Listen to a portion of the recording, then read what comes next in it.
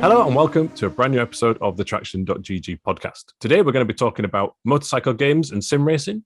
I'm your host for this one, Tom, and joining us today is none other than Robbo46. How are you doing, Robbo? Hello, yeah, good, thanks. How are you? Yeah, really good.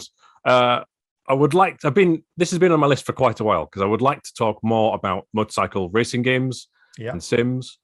And I often feel sometimes that when the term sim racing is bandied about or racing game, that the two-wheeled variants are sometimes not forgotten, but sort of put in a corner. But at Traxion, totally we cover all of it. Yeah. For those who don't know, Robbo46 is a leading YouTube content creator and primarily focuses on motorcycle games. Is that a fair description? Yeah, absolutely. I do dabble in four-wheel games occasionally, but my main focus is on motorcycle games. I did one of those things that are very embarrassing for a YouTube channel, which is sort video by oldest. And I saw you started out. Your first video was some Call of Duty stuff, but it's very soon after. There's I think it's MotoGP 13. Yeah, so that's quite a few years ago now. That was 2014, I think. I was trying to find my audience and kind of started off, how a lot of people do with Call of Duty, and then I was like.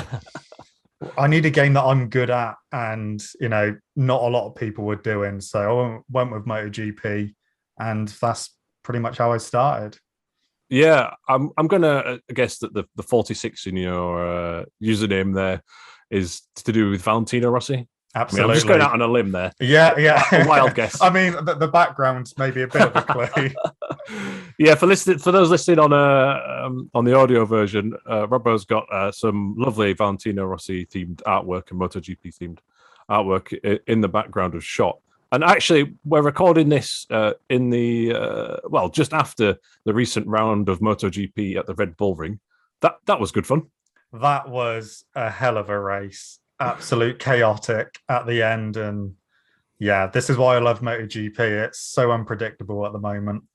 Yeah, so there might be people out there who know of MotoGP but don't watch it on a regular basis. And what I would say, what my pitch to you is, you've got several manufacturer-backed teams and many, many high professional, world-class, the best riders in the world, and you don't know who's going to win at each race. Like, you have a rough idea, but it's just so unpredictable. In the last round, it started raining at the end, and it was just chaotic. So definitely check out the YouTube highlights if you've not seen that. But yeah, definitely. The big appeal at the minute seems to be the unpredictability, but also at the same time, it's not like a widely spread field. Everything's super competitive, right? Yeah, exactly. I mean, even the manufacturers which aren't classed as competitive are still able to get well within the points, and at one point, looking like they were going to get a podium position, but not quite. But a lot of pretty much all the manufacturers are really competitive now. Yeah, and that brings us neatly on, I think, to the official MotoGP game. So that's sometimes overlooked, but it's a very, very popular game that I think sells very well each year. It's developed by Milestone, and the current one is MotoGP 21. So if you want to check out some footage, obviously there's loads on the Traxion YouTube channel. But on Robbo46, he's got way more. Tons of it. So what are you doing at the minute with the game?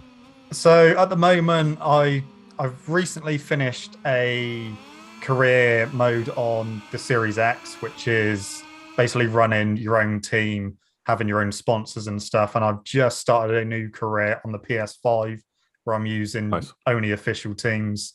And just running through career modes, because that is pretty much the bread and butter of my channel at the moment. People seem to like. Yeah, and it keeps you going and keeps the interest going, because you can feel like you're following your journey. In the F1 YouTube world, there's a lot of my team playthroughs and now co-op career. I know you have a bit of breaking point content on there as well. Yeah, but this is an equivalent.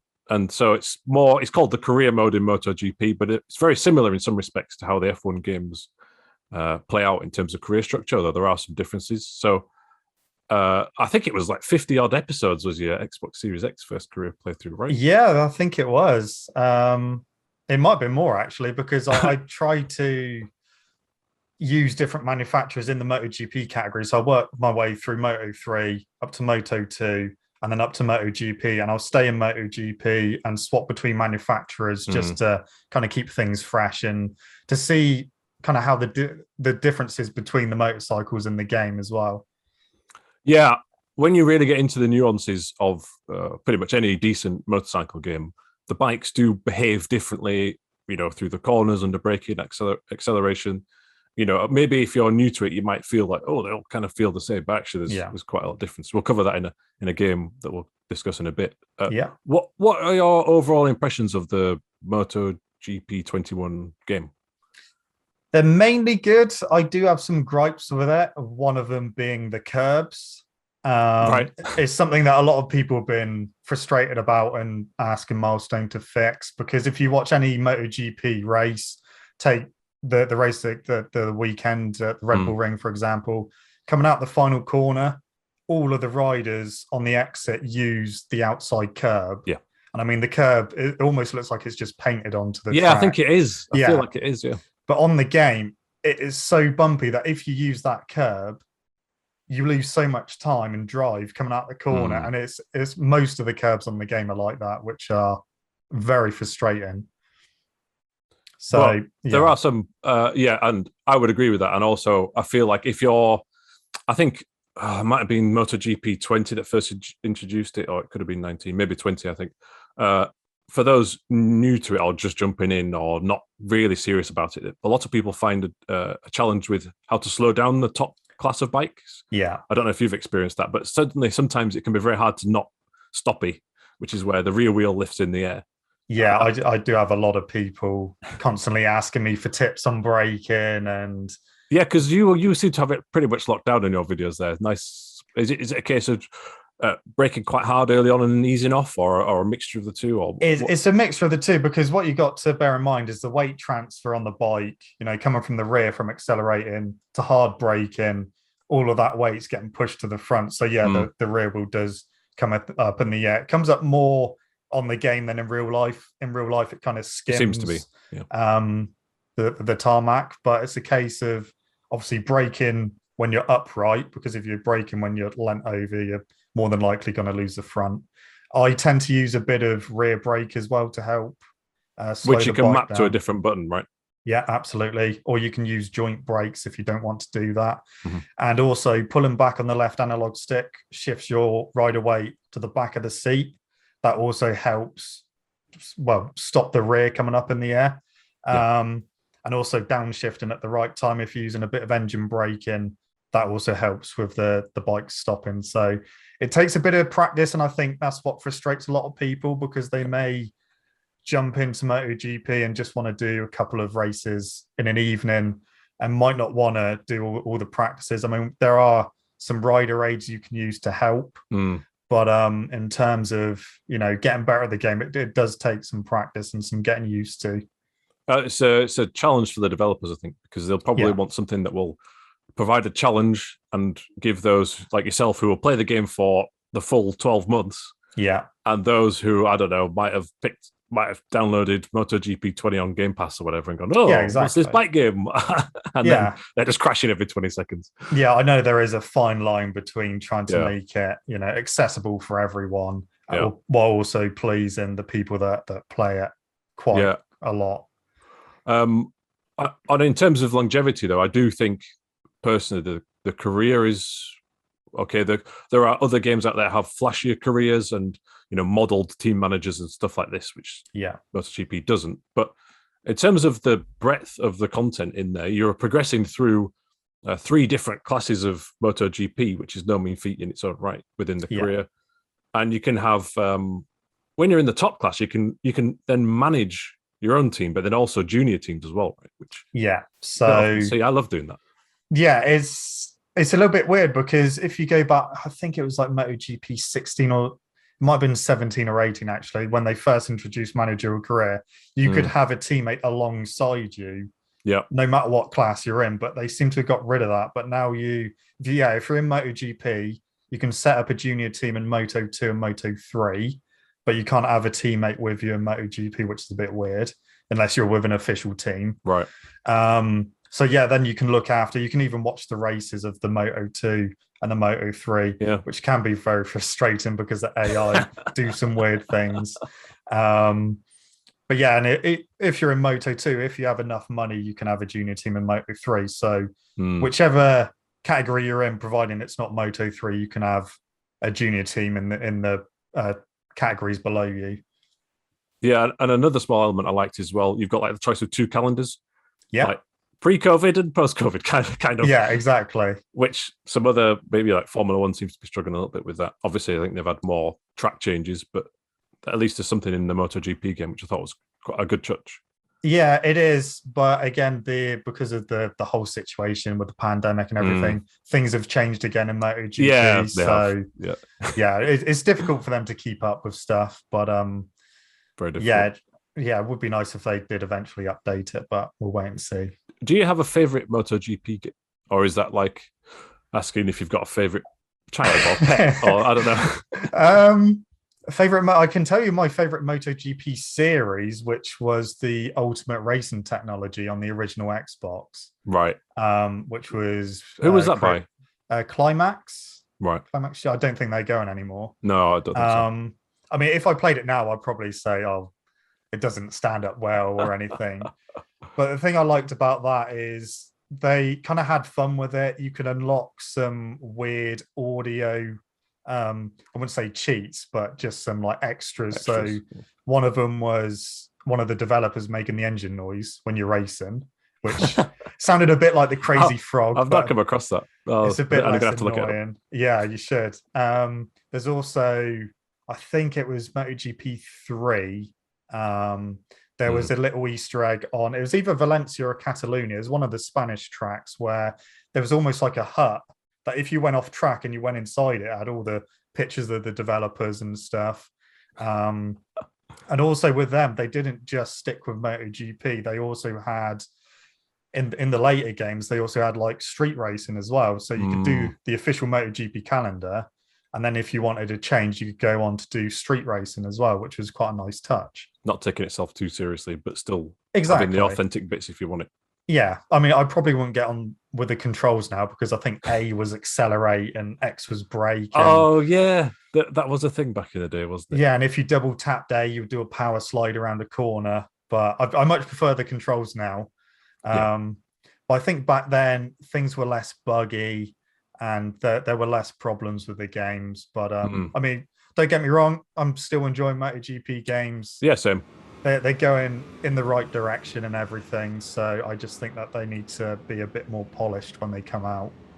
Where would you like to see the current MotoGP series go for next year or the year after, for example?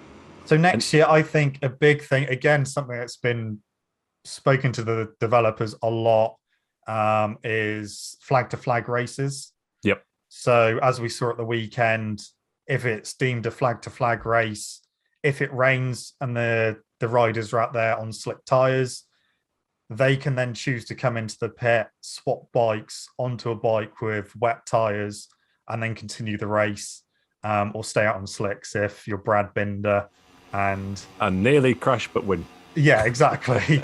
So that is something that I think needs to be in the game. I know we don't get it very often. A few seasons ago, we got quite a few flag-to-flag races, but I think now it is quite rare. But it's nice that they also included in MotoGP 21, you know, if you crashed, if you had it enabled, you could get up and go and pick your bike up. Wander about a bit. Yeah. But I think they need to kind of work on that because the AI don't do that, which obviously is unfair for the player because you lose so much time doing it. Yep. And also the AI don't do the long lap penalties as well.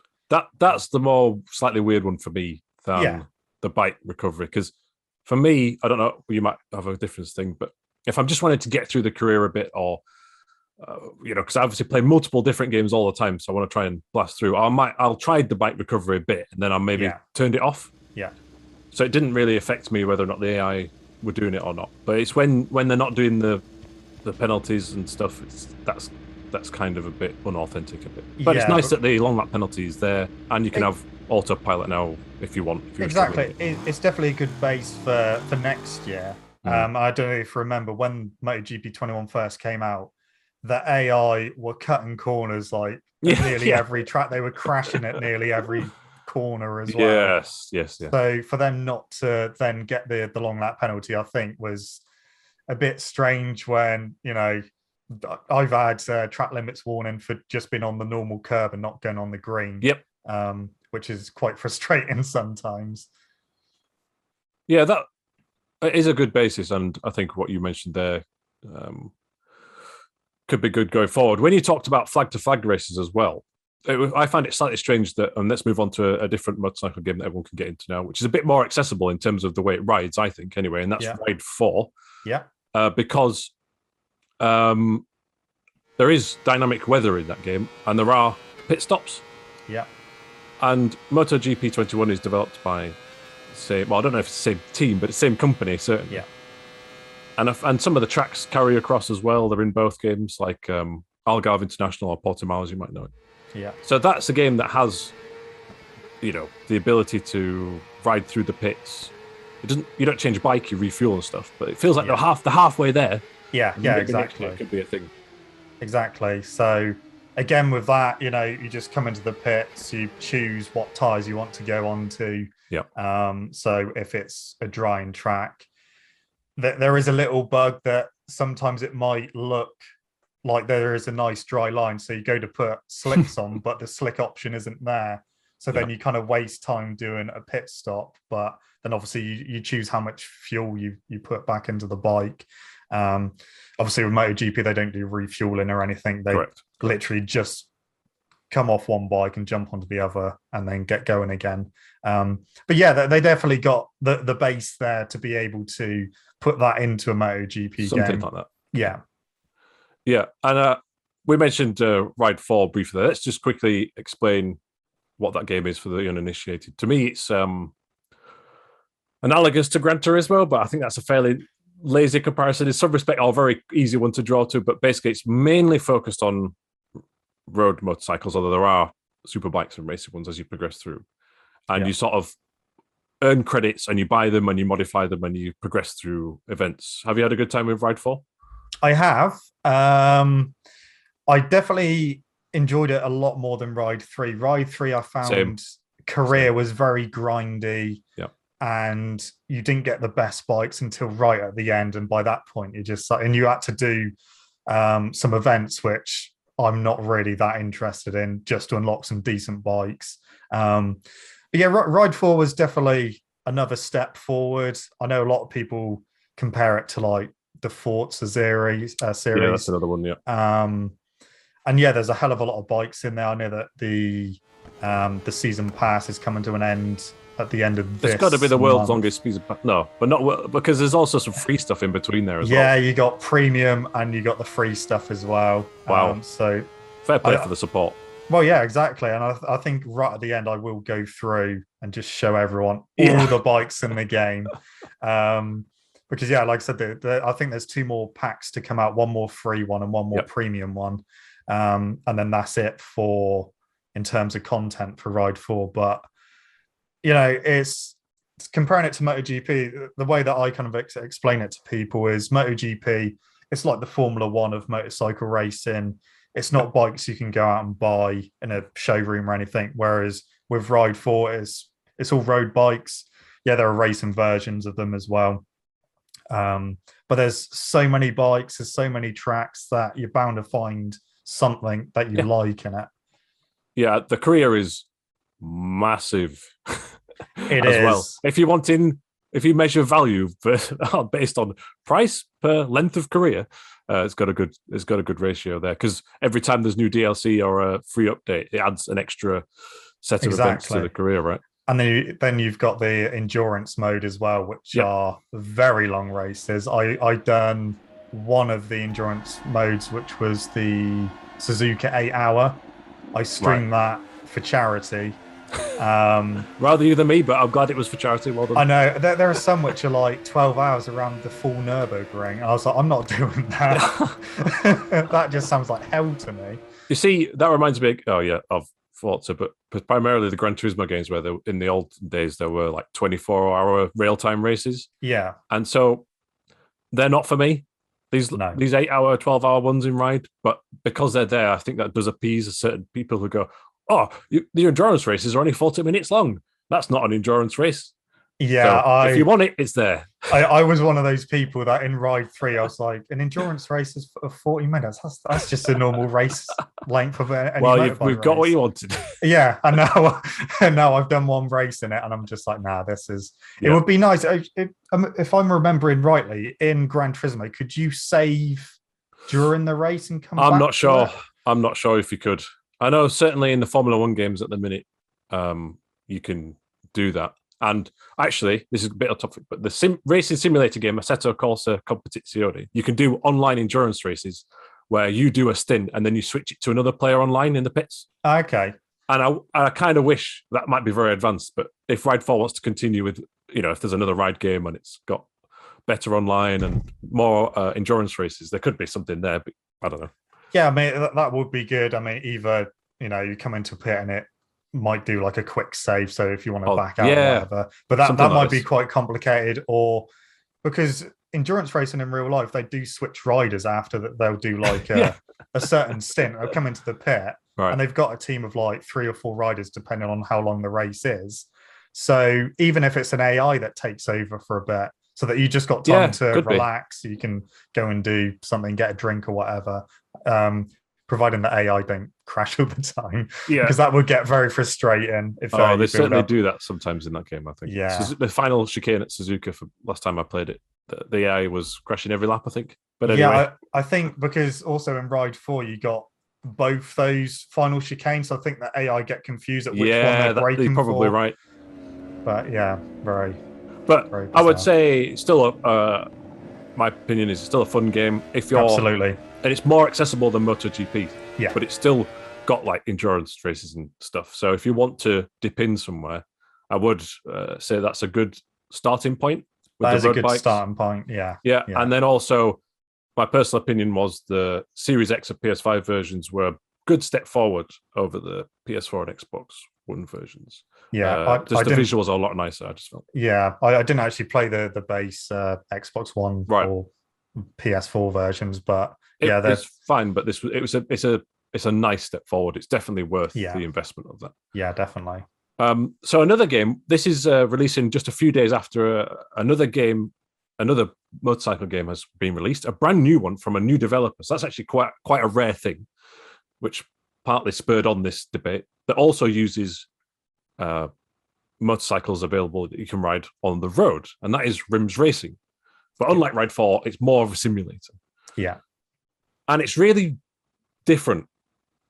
I can't recall a motorcycle game quite like this, I think, where there's a lot of focus in the parts of the bikes and learning about the bikes, and there's only 8 bikes to choose from. Yeah, I think that they've What are your initial impressions?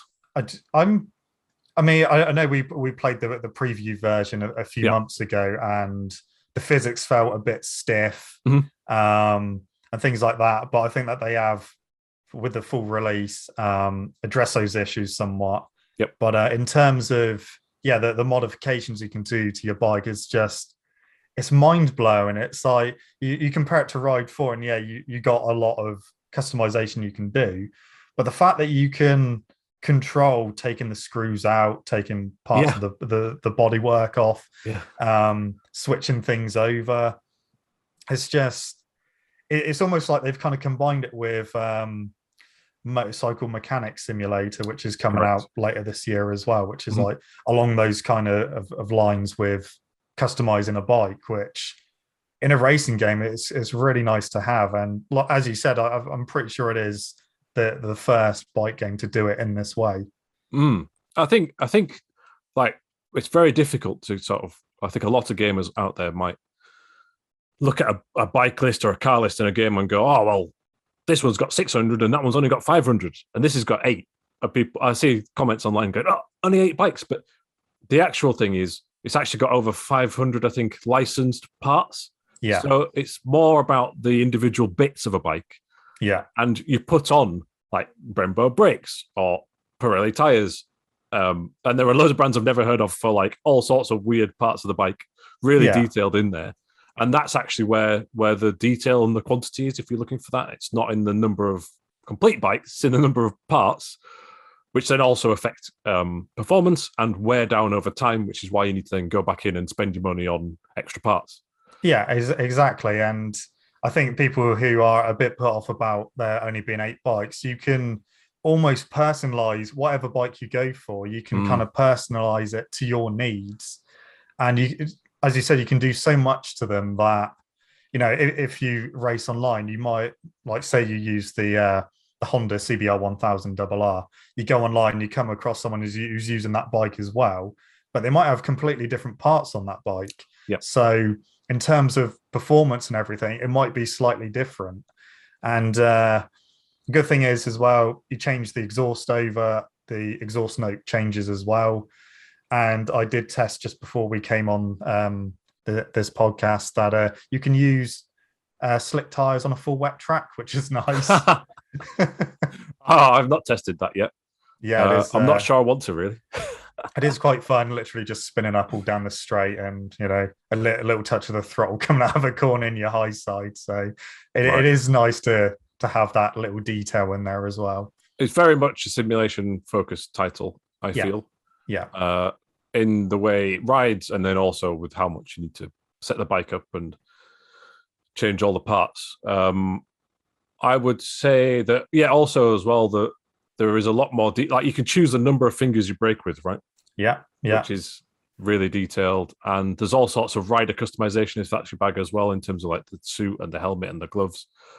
For me, there's a few things which aren't so great. At the minute, I'm not feeling the AI's performance so much. You might disagree with that. No, I would agree with that. I know that it was a big problem in the preview build as well, and they have said that they were working on that. But it does seem to, you can pull away from them quite easily. Yep. They do tend to make mistakes quite a lot as well. So I think they do definitely need tuning a bit. I think it's built on the same engine as the Isle of Man TT games. The KT engine, yeah. Yeah, which they had troubles with their AI with that engine as well. Again, you know, they were very one line. They would quite happily run into the back of you. Yeah. But if you got out in front, that was it. You wouldn't see them again. I have that with rims at the minute, and I'm in the middle difficulty at the minute. I maybe need to try definitely will try the harder one above that. Yeah. I'm flying away on lap 1, but then I have crashed it a few times. So having them being quite I don't know, daft with their speed and quite slow means that I can at least catch up again. Yeah, because the races are most of the races so far I've encountered in the career are quite long. Like the minimum seems to be, other than like academy races and time trials and stuff, seems to be like 7 laps.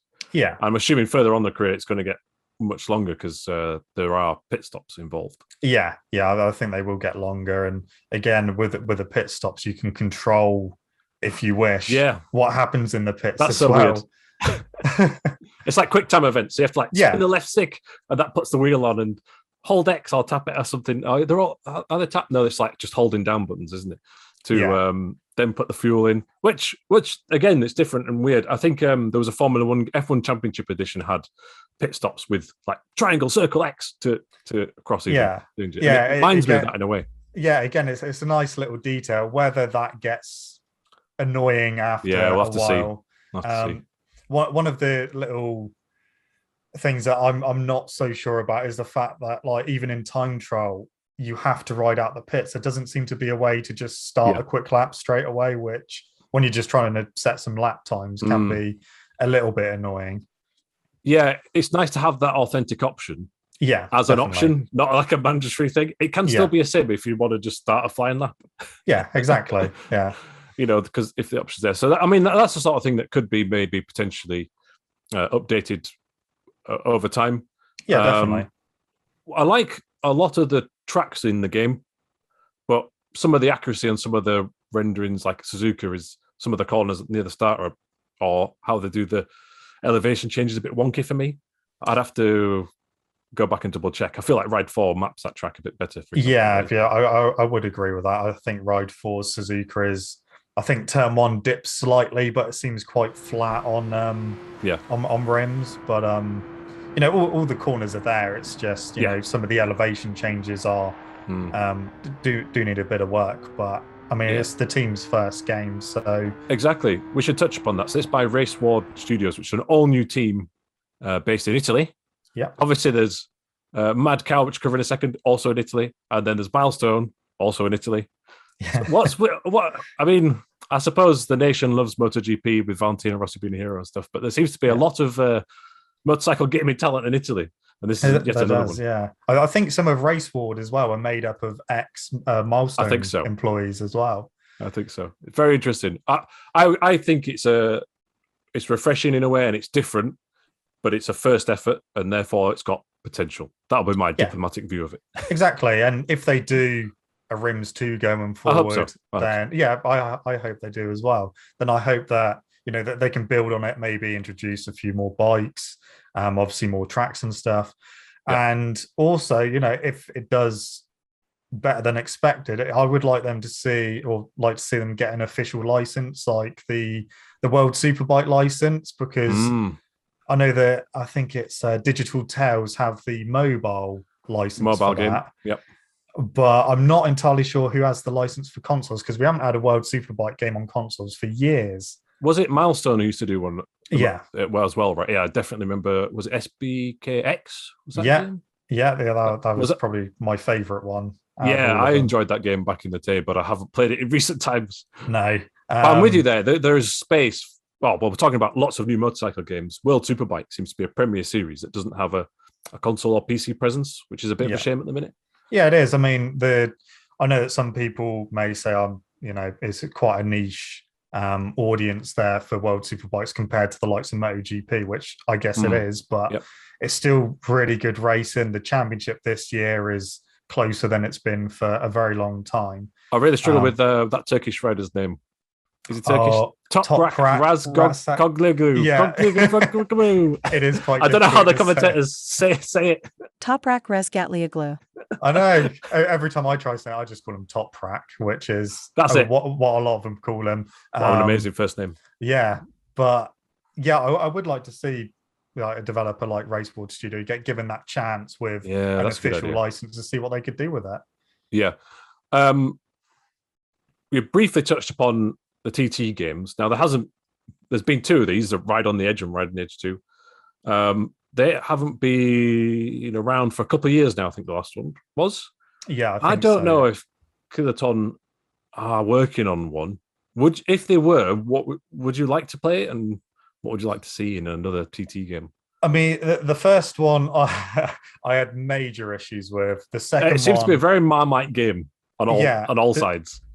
The problems I had with the first one was you would randomly crash for no reason, and that used to really frustrate me. Right. The second game, which was much better, you still got occasional random crashes where you're just like, why did I just crash? Like, I think it's like sometimes you have to almost learn not just the track and the line and the curbs and the pavements, but the bumps. Yes. Yeah, the bumps it can be very difficult to learn. Oh, well, all right, so that bump, if I take over this thing, I'm going to fly off. But I suppose, is that how it is in real life? I'm not sure. But you do see him going over the bumps. You have the front wheel up in the air and then obviously slams back down. But it seems to be on that game, if your front wheel goes up in the air, it kind of goes off at an angle. Yeah, it's weird. And then obviously when it comes back down, you just veer off or crash or whatever. But yeah, the second game definitely an improvement. So if they do a third one, it would be good to see them improve again. In terms of physics, again, the AI, as we've already touched upon, but it's quite a unique career mode, that one, because you're building up to race the full TT course. So you do like a little Irish championship beforehand, and then you do your super sport race around the TT course, and then go on to Superbikes for like the next season. Again, they introduce something which hasn't been a motorcycle game since I think the World Superbike games, with rider injury. Yeah, right. Which I just turned off because the amount of weird crashes I was having. I was like, I'm not going to be able to do a race. So. Oh man, there's so. But if you try to do the full lap, I crashed so many times. Actually, there's a quick video on our Traxion YouTube channel of Jordan trying it and I enjoying it, but crashing a lot. Yeah. It's sometimes you get right towards the end, and there's like, I think 3 corners from the end is a really tight right-hand. I feel like the handling model can't handle that hairpin. Oh, no, I'm just terrible. It's really bizarre. Like, you come up to it and you either go too slow or you just go too straight fast into it. Yeah, it's not a nice corner. No, but I really like the detailed representation of the circuit, which is quite cool. I think they properly laser scan that, and it's got all the details in there. It is really well done, the circuit itself. Yeah, but it has all these other tracks which are sort of mainly fictional. Yeah. And they're not quite as, even though they're made up, they just don't feel as much character or as detailed, really, for me. But anyway. Yeah, I think there's a track on there called the Triangle, which I think is roughly based on the Northwest 200 circuit. Right. But it's not quite the same. No. I wonder if Ride has got an exclusive license on that. Anyway, I digress. So I think the final one that's current and to mention at the minute, I think very quickly, we talked about Italian developers. I mentioned Mad Cow. They're making an early access game only on PC for the minute, and it's early access, which means it's not, far from finished. There is a roadmap, and that's called TrackDayR. So, Robert, could you just describe to our listeners and watchers what's TrackDayR? And why is it worth paying attention to? So TrackDayR is, they've gone again for a more simulation base for motorcycle racing games, and trying to simulate going on a track day. There's a few bikes in the game. There's a few tracks. They're adding to them with each update. Yep. And you can go and, practice if you want. It's got, tire wear. It's got fuel usage. They're working on damage as well. I know that the developers released a screenshot of a bike on fire a few days ago. And it's recently got online support as well. So you can go and mess around with your mates and do some races. They're still working on the AI races to come out, which I believe they released a video for that on YouTube a little while ago. Still work in progress, but in terms of physics and everything, they've gone for more the hardcore simulation. It's really difficult, is what I would say. Yeah. If you're looking to get into a motorcycle game, maybe it's not the best game to start with because you will crash a lot. But again, with a lot of motorcycle games, it's just about being patient, practicing. Again, if you come off the bike, you stand up, you can run around, you can do a full lap of the circuit just on your feet if you want. You can then pick your bike up with, I think it's the Y button on the Xbox controller, and then you get back on the bike. If the engine is turned off because it's been on its side, you then have to bump start the bike as well. So that's really cool, I think. Yeah, there are a lot of nice little details in the game, and it's got a lot of potential for the future. So yeah, I would definitely recommend it. If there's any hardcore simulators out there that people want to try something, I guess it's almost in line with GP bikes, but I would say it's definitely a lot more accessible than GP bikes. GP bikes just seems to be a real crazy, almost beyond a simulator. But yeah, it's definitely a lot of fun. Again, there's some rider aids you can use on there as well if you're struggling. But yeah, it's definitely a good time. And the team behind the game, Mad Cow, is only comprised of 3 people. Oh, is it really that small? I didn't know. Yeah, there's 3 people working on that game, and the rate they're putting the updates out. You can't really tell good. It's just 3. I know, it's crazy. And the good thing about them is they like to have fun as well. They're more than happy to answer questions in their Discord. No matter what the question is, they're always happy to help. They always listen to feedback as well. So constantly trying to improve the physics and everything. So yeah, I would definitely recommend it and checking it out. And obviously we got the mod community as well, bringing out new circuits and games and stuff. So yeah, plenty to try there, even if it's relatively bare bones now. It's certainly evolving and getting there. I wish it well for the future, and I hope enough people support it so that the dream can be realized. Yeah, absolutely. 2 things of note for me is, one, you can ride this crazy little scooter around some tiny little tracks, which is it's challenging, but it's funny. It's quite a handful, that scooter. Yeah, it's really difficult. Yeah. And the other thing is there's a button to flip the bird, which is my personal favorite thing about that game. I've already said I don't see that in any other racing game. I don't. Exactly. I've already said to the developers, if they take that out, I'm not playing the game. Maybe I should add other gestures in there. Maybe that's a bit dangerous. I don't know, but it's certainly a serious game, but there's a certain charm to it. Yeah, exactly. It's from a place of passion, I suppose. Yeah. So we'll have to keep our eyes peeled on that one. Absolutely. Where do you see? Well, we're coming towards the end of our time now, so we'll wrap it up, I suppose. But where do you see the overall motorcycle gaming market at the minute? Would you say it's relatively healthy? I think it is. I mean, as we've already discussed throughout this podcast, that we're getting different developers now making their own motorcycle game and their own version of what they consider a simulation and stuff like that. So I think the more and more motorcycle games that come out, the more it's going to push like the leader's milestone to innovate and improve. And obviously competition is always a good thing for us as a consumer, because at the end of the day, we're going to end up with a better product to play year on year. So I think it's definitely going in a really good place. And I just hope that the new games that are coming out, I wish them all the success. And but I hope it definitely moves everything forward. Yeah, same. For a long time, Milestone's had a grip on this market. Okay, there have been other games out there and other developers, but they seem to be the leader of the pack, which is fine.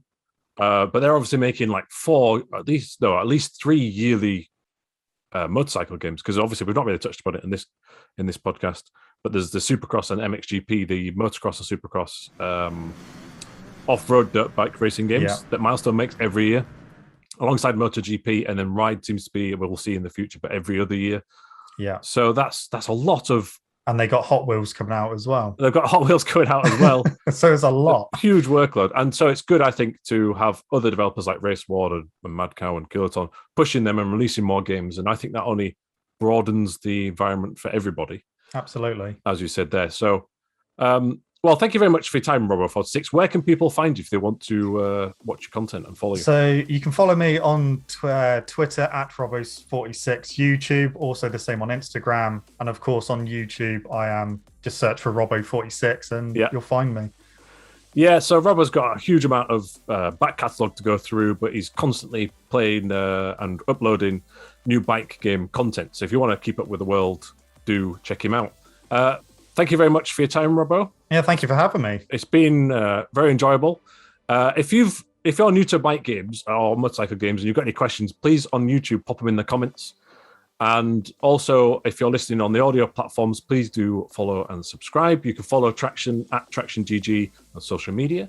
And for all the latest motorcycle game news, views, opinions, and reviews, is obviously the Traxion.gg website, which is updated on a daily basis. But that's it for now. Thank you very much. Thank you.